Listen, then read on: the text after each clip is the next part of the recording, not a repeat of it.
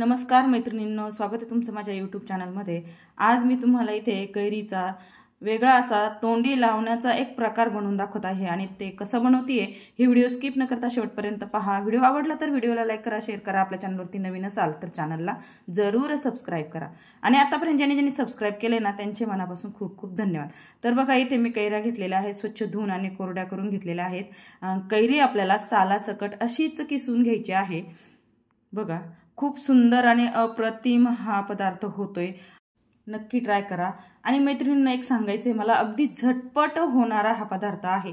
म्हणजे लगेच आपण जेवणाच्या वेळेला असा पटकन हा एखादी कैरी किसून आणि हा पदार्थ बनवू शकतो आणि मुरल्यानंतर तर एकदमच छान अप्रतिम लागतो। बघा या पद्धतीने आता आपल्याला इथे कैऱ्या किसून घ्यायच्या। तर इथे मी 2 कैऱ्या किसून घेतलेल्या आहेत बघा, आणि हे आता आपण एका वाटीमध्ये काढून घेणार आहे। तर इथं सर्व आता मी वाटीमध्ये काढून घेतलेलं आहे।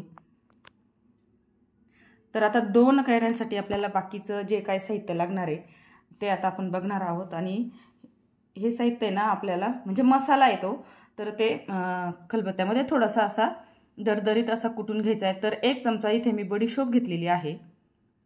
तर पोह्याचा जो चमचा असतो ना तेवढा भरून मी बडीशोप घेतलेली इथे।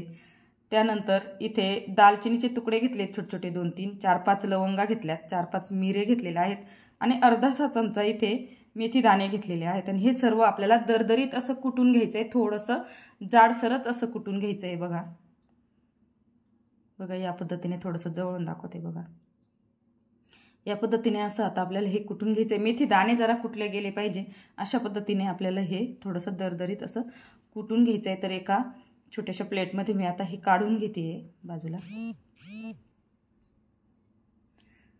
त्यानंतर या सोबतच आपल्याला लसूण घ्यायचा आहे। तरी ते 7 ते 8 पाकळ्या बारीक चिरून मी लसूण घेतलेला आहे, किंवा ठेचून घेतला लसूण तरीही चालेल, म्हणजे 2 कैऱ्यांच्या ठेच्यासाठी। तर इथे आता मी कैरीचा ठेचा बनवते, किंवा तुम्ही कैरीची चटणी म्हटलं तरी चालेल। त्यानंतर गॅसवरती मी तडका पॅन ठेवलेला आहे, त्यामध्ये 2 चमचे तेल घालून घ्यायचे।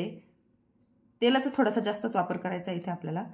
त्यानंतर तेल गरम झाले की 1 चमचा मोहरी घालून घ्यायची, मोहरी व्यवस्थित तडतडू द्यायची आहे। त्यानंतर बारीक कट केलेला लसूण घालून घ्यायचा आहे। 1 मिनिटभर लसूण आपल्याला व्यवस्थित परतून घ्यायचा आहे। थोडंसं असं मिक्स वगैरे करून घ्यायचं आणि व्यवस्थित असा लसूण आपल्याला परतून घ्यायचा आहे। मोहरी सुद्धा व्यवस्थित तडतडली पाहिजे, या पद्धतीने आपल्याला लसूण आणि मोहरी परतून घ्यायचं आहे। त्यानंतर जो आपण बडीशोप मेथीच्या दाण्यांचा जो मसाला केलेला आहे, दालचिनी लवंग मिरे टाकून, तर तो जो मसाला आहे तो घालून घ्यायचा आहे आणि तो सुद्धा आपल्याला 1 मिनिटभर व्यवस्थित असा मंद आचेवर परतून घ्यायचा आहे। त्यानंतर अर्धासा चमचा हळद घालायची आहे आणि अर्धासा चमचा लाल तिखट घालायचे आणि चिमूटभर हिंग घालायचे आहे मैत्रिणींनो। तर हिंगाचा व्हिडिओ माझ्याकडनं इथे स्किप झालेला आहे, तर हिंग अवश्य घाला। आणि हे थोडंसं मिक्स करून लगेच ही फोडणी आपल्याला जे आपण कैऱ्या किसून घेतलेल्या आहेत त्यावरती घालून घ्यायची आहे। त्यानंतर चवीनुसार इथे आपल्याला मीठ घालून घ्यायचं आहे। त्यानंतर अर्धासा चमचा इथे आपल्याला गूळ घालून घ्यायचा आहे आणि हे सर्व आता कैरीमध्ये व्यवस्थित असं मिक्स करून घ्यायचंय। बघा गूळ घातलेला आहे, तिखट घातलेला आहे आणि कैरी आंबट असते, तर आंबट गोड चवीचा असा हा तोंडी लावण्याचा अगदी चमचमीत आणि झणझणीत असा पदार्थ इथे तयार होतो आणि खूप छान लागते तोंडी लावण्यासाठी उन्हाळ्यामध्ये। तर अगदी अप्रतिम, जरूर ट्राय करा बघा।